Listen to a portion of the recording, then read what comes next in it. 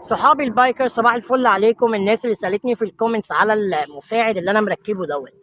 طيب، في الاول دوت المساعد اللي هو الهيدروليك بتاع الشنطه، احنا بنشتريه من اي حد بتاع اكسسوارز بتاعت موتوسيكلات. المفروض ان هو دوت بيركب جوه مساحه التخزين الداخليه اللي هي الشنطه بتاعت السكوتر. بس انا لما اشتريته لقيت ان انا السوسته عندي قويه اصلا وهو بيفتح لوحده. فحبيت ان انا استغله، يعني ان انا يبقى ظاهر ويبقى شكله حلو.